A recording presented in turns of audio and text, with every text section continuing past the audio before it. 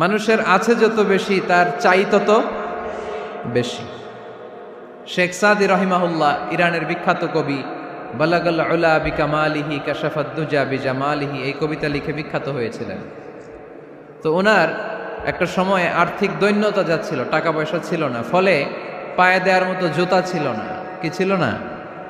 জুতা ছিল না। তো খুব আফসোস করে একদিন মনে মনে আল্লাহরে বলে, আল্লাহ আমি এত বড় কবি, আমার পায়ে দেওয়ার মতো জুতা নাই। আহা, আফসোস করে ঘর থেকে বের হয়েছে। বের হয়ে দেখে এক ভিক্ষুক ভিক্ষা করে, ওই ভিক্ষুকের দুইটা পাই নাই।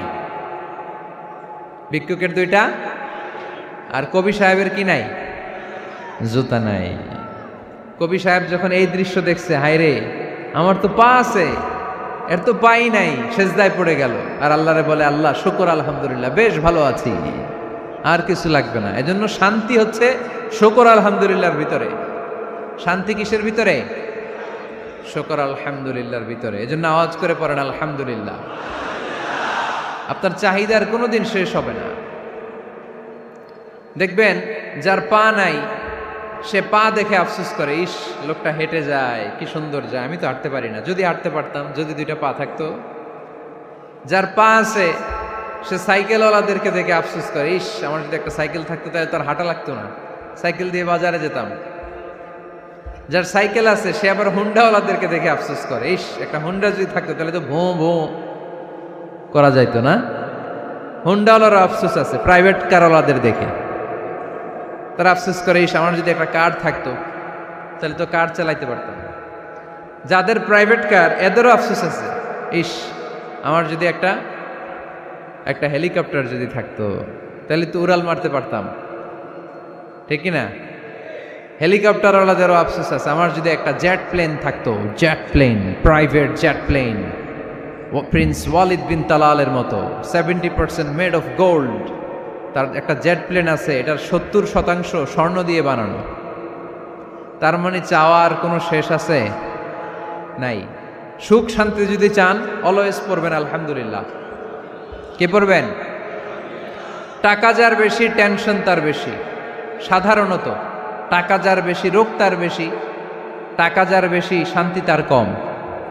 আপনি খোঁজ নিয়ে দেখেন, 1000 কোটি টাকার মালিক, ঘরে শান্তি নাই, স্ত্রীর সাথে মনোমালিন্য, স্ত্রী যায় একদিকে, উনি যায় আরেকদিকে, পোলায় কই যায় পোলায় নিজেও জানে না, মেয়ের অবস্থা খারাপ, আরেক ছেলের সাথে হাঁটে। তো এই হচ্ছে এদের লাইফস্টাইল। সবাই না, আল্লাহওয়ালা যারা তারা ভিন্ন। রাতে এদের ঘুম হয় না, অনেকগুলো ঘুমের ট্যাবলেট খেয়ে ঘুমাতে হয়, ঘুম আসে না, ঘুম আসে না।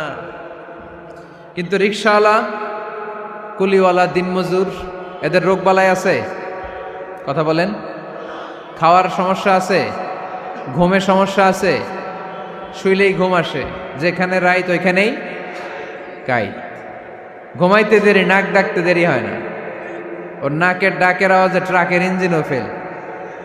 শান্তির ঘুম। এই জন্য সবসময় শান্তি খুঁজতে হবে। কি খুঁজবো? শান্তি দেওয়ার মালিক কে? আল্লাহ তুমি এই দেশটাকে শান্তিময় করো। আসুন আমরা সরাসরি কোরআন থেকে শুনি, কারণ কোরআন থেকে শুনলে বরকত বেশি না কম? আরো জোরে বলেন, বেশি না কম?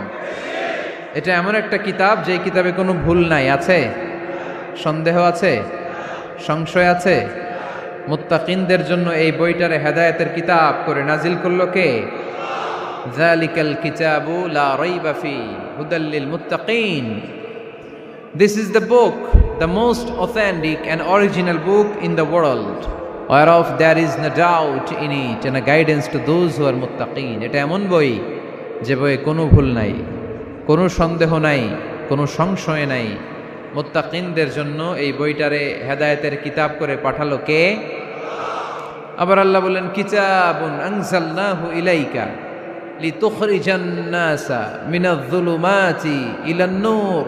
নবী হে, এই কিতাবকে আমি নাজিল করেছি অন্ধকারাচ্ছন্ন মানুষগুলোকে আলোর পথ দেখাতে, বামপন্থী গুলারে ডানপন্থী বানাতে, জাহান্নামী গুলারে জান্নাতি বানাতে। এই কিতাব যদি কেউ পড়ে সে মানুষের মতো মানুষ হয়।